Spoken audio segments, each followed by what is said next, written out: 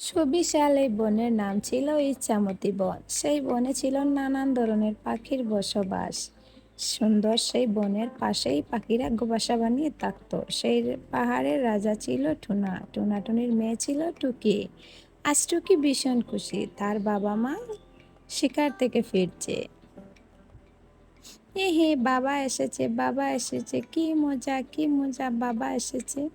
কালো এসেছে টুনাটুনি শিকারের কাছ থেকে। তখনই টুকি খুশিতে হই হুল্লোড় করছে।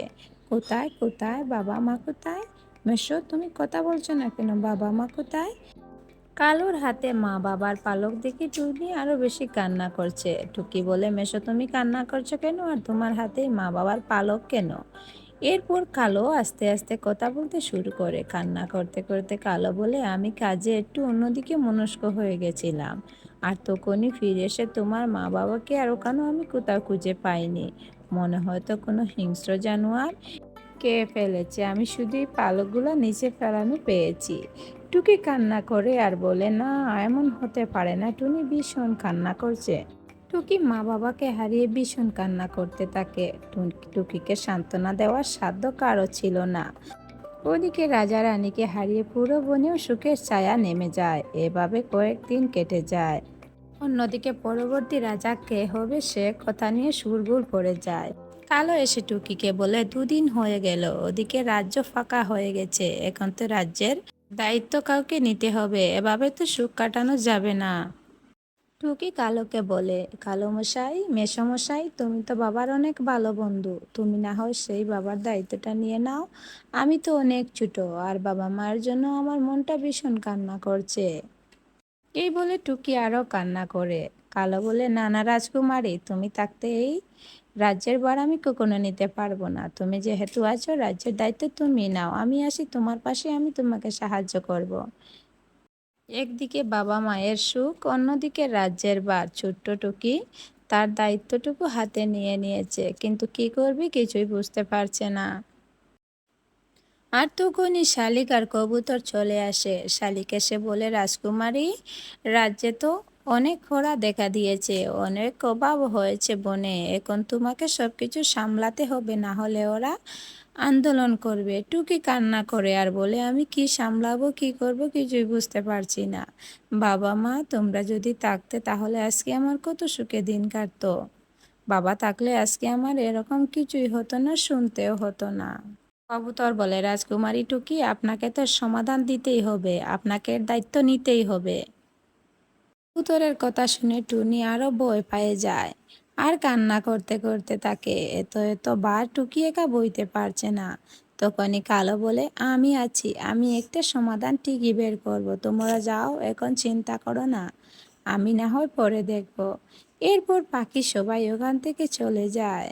এভাবে দিন কাটতে থাকে। টুকি যখন কোনো বিপদে পড়তো, কালো কাক তখনই তাকে সাহায্য করত। আর কালো কাকের সাহায্যে টুকি বড় বড় বিপদ থেকে বেঁচে যেত। রাত্রিবেলা টুকি বারান্দায় কান্না করছে আর বলছে, মা বাবা, কেন তোমরা এই ছোট্ট টুকিকে রেখে চলে গেলে? আজকে তোমাদের কথা ভীষণ মনে পড়ছে, আমি একা একা আর থাকতে পারছি না। টুকি যখন কান্না করছিল তখন ছিল পূর্ণিমার আলো। টুরি বারিন্দায় এসে ছাদের আলো দেখে বাহিরে বেরিয়ে আসে আর মন খারাপ করে থাকে। টুকির কান্না দেখে প্রজাপতি চলে আসে, এসে বলে, এই জোনাকি রাতে কি কারো মন খারাপ মানায়? তুমি কান্না করছো কেন রাজকুমারী? টুকি বলল, কান্না করব না তো কি করব, আমার বাবা মা আমাকে ছেড়ে চলে গেছে, আমি কি সব কিছুতে অযোগ্য, কিছুই করতে পারি না, যা দায়িত্ব দিয়ে গেছে সেটাও পালন করতে পারি না। রাজ্যে বাবা থাকতে এসব কখনো হতো না, আমি সত্যি এসবের যোগ্য না। এই বলে টুকি ভীষণ কান্না করতে থাকে, মন খারাপ করে। টুকির সব কথা শুনে প্রজাপতি বলে, মন খারাপ করো না, তুমি এখনো ছোট, বড় হলে সব কিছু পারবে। আর আমরা সব সময় যা চোখে দেখি তা সত্যি নাও হতে পারে। এই বলে প্রজাপতি ওখান থেকে উড়ে চলে যায়। টুকি পেছন দিকে অনেক ডাকছে, এই প্রজাপতি চলে গেলে কেন, শুনে যাও। এরপর টুকি ভাবতে থাকে, প্রজাপতি কি বলে গেল আমাকে, সব সময় যা কিছু দেখি তা কিছু সত্যি হয় না। এই বলে টুকি ভাবনায় পড়ে যায়। ও কিছুক্ষণ পর টুকি আবারও ঘরে চলে আসে, আর এভাবে সেই রাত কেটে যায়। পরদিন সকালে টুকির জন্য কালো আর কাকুলি কেক আর পায়েস নিয়ে এসেছে। আজকে টুকির জন্মদিন, তাই টুকিকে তারা জাগাচ্ছে। টুকি মা, ওঠো, দেখো তোমার জন্য কেক নিয়ে এসেছি। এরপর টুকি এসে বলে, তোমাদের মনে আছে আজকে আমাদের জন্মদিন? আমি তো ভুলে গেছিলাম। প্রতি জন্মদিনে আমার মা আমার জন্য পায়েস বানাতো, সুন্দর কেক বানাতো, আমাকে সারপ্রাইজ দিত। এরপর কালো বলে, এবারে তো কাকলি মাসি আর কালো মেশো তোর সাথে আছি, তোর কি ভালো লাগছে না? টুকি বলে, তোমরা ভীষণ ভালো, তোমরা ভীষণ ভালো। এই বলে টুকি হাসতে থাকে খুশিতে। টুকি এভাবে সারপ্রাইজ দিয়ে ভীষণ খুশি ছিল। এভাবে দিন কাটতে থাকে, কিন্তু তখন হঠাৎ করে রাজ্যের মুদ্রাগুলো কমতে থাকে। প্রভাব দেখা দিয়েছে রাজ্যের। ছোট্ট টুকি কিছুই বুঝতে পারে না। এভাবে বেশ কিছুদিন কেটে যায়। এক সকালে সব পাখি মিলে রাজমহলে হাজির। কালো বলে, কি হয়েছে? বিউটি বলে, কি হওয়ার বাকি আছে? এভাবে যদি থাকি তাহলে আমরা হুমকির মুখে চলে যাব। রাজকুমারী অনেক ছোট, দায়িত্ব নিতে পারছে না। তোতা বলে, আজ থেকে কালো তুমি রাজ্যের ভার নাও, না হলে আমরা হুমকির মুখে চলে যাচ্ছি। সব পাখিরা মিলে কালোকে রাজ্যের রাজার দায়িত্ব দেওয়ার প্রস্তাব দিতে থাকে, কিন্তু কালো কিছুতেই সেটা নিতে রাজি নয়। পাখিদের সাথে সাথে টুকিও বলে, সত্যি তো বলছে ওরা, আমি অনেক ছোট, কালো মেশো তুমি এই দায়িত্বটা নিলে ভীষণ ভালো হবে। কালো বাধ্য হয়ে সবার কথা রাজি হয়ে যায়। এরপর থেকে কালো হয় রাজ্যের রাজা। ওর সবাই যার যার বাড়িতে চলে যায়। কালো রাজা হয়ে ভীষণ খুশি আর হাসতে থাকে, আর বলে, সাপও মরল না, লাঠিও ভাঙলো না, এমন একটা দিনই তো চেয়েছিলাম। আর খুব হাসতে থাকে। হাসতে হাসতে কালো প্রহরীকে ডেকে আনে। প্রহরীকে বলে, কাজটা যেমন করতে বলছিলাম করগি যা, ধমক দিয়ে। কালোর কথা সায় দিয়ে প্রহরী চলে যায়। রাত ফুরিয়ে সকাল হয়। টুকি দেখে সে জঙ্গলের গভীরে আছে। টুকি বলে, আমি এখানে কি করে এলাম? কি করে এখানে এসে ঘুমিয়ে পড়লাম? আমি তো রাজ্যে আমার বিছানায় ঘুমিয়েছিলাম।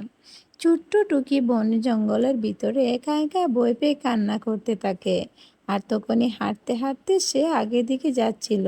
সামনে পড়ে ছোট্ট একটি টিনের ঘর, রঙিন টিনের ঘর। টুকি বলে, এই রে, এত জঙ্গলের ভিতরে রঙিন টিনের ঘরটা এলো কোথা থেকে? যাই তো, এখানে গিয়ে একটু জল পাই কিনা, একটু বিশ্রাম নিতে পারি কিনা দেখি। এরপর টুকি আস্তে আস্তে সেই ঘরের দিকে যায়। যখনই টুকি দরজা খুলে তখনই হতবাক হয়ে যায়। টুনাটুনি এখানেই বন্দি আছে। টুনি বলে, মা টুকি, তুই এসেছিস? আমি জানতাম তুই আসবি। টুকি বলে, মা বাবা তোমরা এখানে কেন? টুনি বলে, যারে মা, আগে একটু জল দে আমাকে, নয়তো আমার পানির তৃষ্ণায় জানটা বেরিয়ে যাচ্ছে। এরপর টুকি বেরিয়ে যায় এখান থেকে জলের উদ্দেশ্যে, কিন্তু কোথাও পাচ্ছে না। হঠাৎই সারা জঙ্গল ঘুরতে ঘুরতে একটি নদী তার চোখে পড়ে। তখনই সে খালের পাড়ে গিয়ে একটি বোতলে করে সামান্যটুকু জল তার মা বাবার জন্য নিবে ভাবে। আর তখনই বোতল দিয়ে সেখান থেকে একটু পানি সংগ্রহ করে মা বাবার কাছে চলে আসে। টুনাটুনি পানি খেয়ে একটু সুস্থতা বোধ করে। সামান্য সুস্থ হয়ে টুনা টুকিকে বলে, মা টুকি, তুই এই গভীর জঙ্গলে কি করে এলি? কালো তোর কোনো ক্ষতি করেনি তো? টুকি বলে, কালো মেশোতে অনেক ভালো, সে আমাকে কষ্ট দিবে কেন? আর তোমরা এই গভীর জঙ্গলে বন্দি কেন? এরপর টুনা সব কিছু খুলে বলে টুকিকে। টুনা টুকিকে বলে, আমরা যেদিন শিকারে বেরিয়েছিলাম তখনই কালো আমাদের বলে, চলো, আমি একটা কাজ করতে চাচ্ছি, তোমাদেরকে সেখানে নিয়ে যাই। এরপর কালো আমাদেরকে নিয়ে ওখান থেকে বেরিয়ে আসে। একসাথে সবাই মিলে চলে এসেছি। আর এখানে এসে কালো সেই রঙিন টিনের ঘরটা দেখায় আমাদের, আর বলে, ভিতরে যাও, গিয়ে দেখো তো কেমন সুন্দর হয়েছে। এরপর আমরা যখন ভিতরে আসি গোটা দেখার জন্য, তখনই কালো বাহিরে থেকে দরজাটা লাগিয়ে দেয়। আমরা ভিতরে অনেক চিৎকার করেছি, কিন্তু কালো কোনো কথা শুনেনি। আমাদের বলে, আজ থেকে তোমরা এখানেই থাকবি। থাক এবার এখানে বন্দি, আমি এবার রাজ্যের সব অধিকার নিয়ে নেব। এত তো পরিকল্পনা কি মিথ্যে হতে পারে? বুঝেছিস মা, কালো কত খারাপ? তখনই টুকি বলে, হ্যাঁ বাবা, আমি সব কিছু বুঝতে পারছি। এর জন্য মেসোমশাই আমাকে জঙ্গলে ফেলে দিয়ে গেছে, তার শাস্তি তো পেতেই হবে। টুনা বলে, হ্যাঁ রে মা, এর একটা হেস্তনেস্ত করেই ছাড়বো, কালোর মুখোমুখি আমাদের হতেই হবে। টুনা টুনিকে বলে, চলো টুনি, কালো হয়তো পাখিদের উপর অত্যাচার করছে। অন্যদিকে কালো বলছে, শোন পাখিরা, এখন আমি রাজ্যের রাজা, আমার কথা যে শুনবি না তোদের অনেক শাস্তি দেব, আর আজ থেকে তোমাদের ঘর খাজনা দ্বিগুণ দিতে হবে। পাখিরা বলে, এত টাকা দিব করে কি করে রাজামশাই, আমাদের তো এত ক্ষেত হয় না। কালো বলে, তাহলে এই জঙ্গল ছেড়ে চলে যাবি।